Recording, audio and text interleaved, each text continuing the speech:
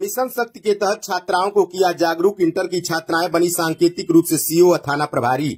मधुबन कस्बा गांगेबीर स्थित सुभागी देवी inter college की बालिकाओं की शिक्षा, सुरक्षा और आत्मनिर्भरता के लिए मिशन शक्ति 5.0 के तहत आयोजित कार्यक्रम में छात्राओं को आत्मरक्षा के लिए जागरूक किया गया। इस दौरान मुख्य रूप से सीओ अभय कुमार सिंह, थाना प्रभारी निरीक्षक राजीव सिंह मौजूद रहे। अधिकारियों ने छात्राओं को जागरूक करते हुए नारी सुरक्षा, नारी सम्मान, नारी स्वावलंबन व सशक्तिकरण की जानकारी दी। साथ ही इंटर कॉलेज की छात्राओं व अध्यापिकाओं के साथ संवाद किया गया।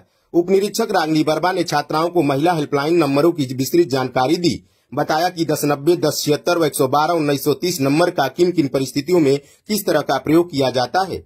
तत्पश्चात इंटर की छात्राओं ने मधुबन थाना पहुंचा।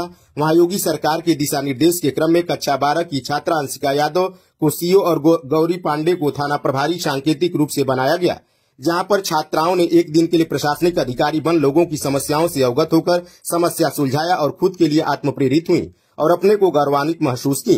चेहरों पर एक अलग की खुशी देखने को मिली। अध्यापक चंद्रभूषण राय ने कहा कि महिलाएं कभी कमजोर नहीं होती, उन्हें अपनी ताकत का एहसास करने की जरूरत है। साहस से हर मुसीबत का सामना किया जा सकता है।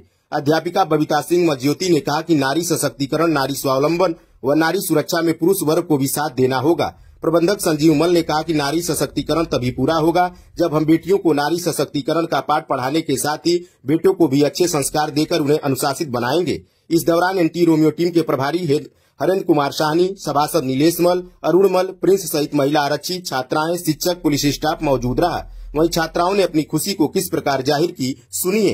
इस प्रकार का अभियान आज चलाया गया और क्या बनी थी आप? नारी शक्ति अभियान चलाया गया था और आज मैं सीओ बनी थी। कैसा लगा बन के?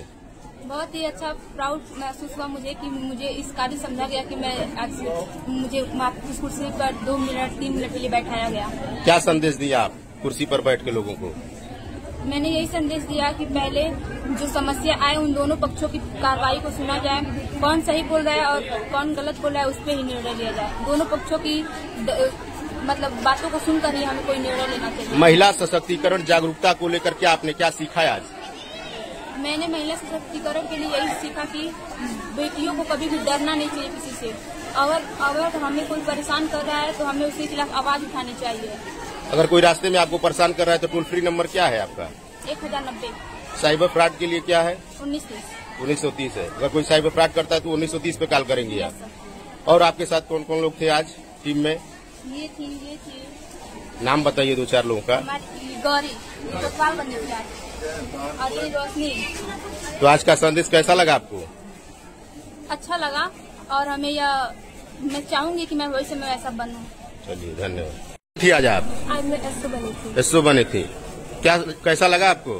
आज मुझे एसओ बन के एक तो मन में बहुत सारी इच्छाएं थी, एक्साइटमेंट थी और वहाँ उस कुर्सी बैठने के बाद मैं समाज में जो हो रहे नागरिकों के ऊपर हो रहे शोषण के बारे में सुनी हूँ, उनके अपने बयान सुनी हूँ। 2 पक्ष आए थे मेरे सामने। पहला केस था बंटवारे, जिसमें 3 भाई थे। एक भाई बोल रहा था कि छोटा भाई उनके ऊपर अत्याचार कर रहा है और छोटा भाई बोल रहा था कि बड़ा भाई मेरे ऊपर अत्याचार कर रहा है। और उनका लेटर ये था कि वो आवास उनकी माँ के ऊपर था और लेटर यही था कि बंटवारे के चलते वो आपस में सामंजस्य नहीं कर पा रहे हैं, झगड़े कर रहे थे। तो मैंने बोला कि देखिए बंटवारे का यहाँ से आपका स्टेटमेंट जो है वो पेंडिंग वर्क रहेगा। उसके बाद ये आपका एसडीएम के पास जाएगा। एसडीएम के पास जाने के बाद आपका जो ये बंटवारे का है वो एसडीएम आपका कचहरी के तहत ले जाके आपके बंटवारे का कार्य कर लेंगे। कैसा लगा आपको बन के आज?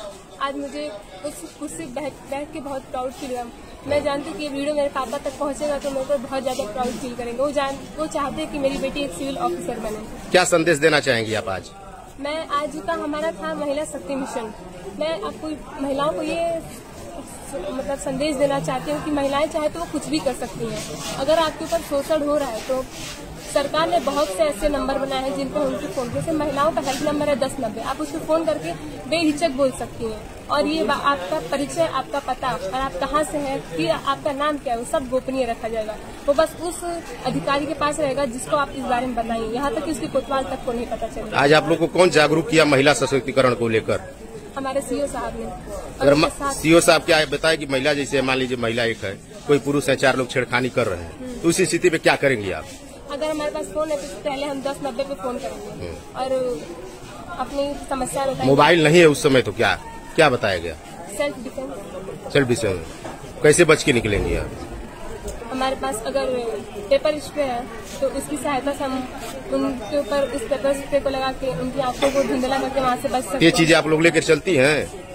नहीं, सेफ्टी पिन है ना, सेफ्टी पिन यूज कर सकते हैं। वही चीज हमारे कहने का तो वही चीज है, मौके पर क्या है, सेफ्टी पिन है, रूल है, वही चीज तो बचने का। जैसे आप बताएंगे तो यही संदेश समाज को जाएगा, इससे लोग सीखेंगे, जागरूक होंगे।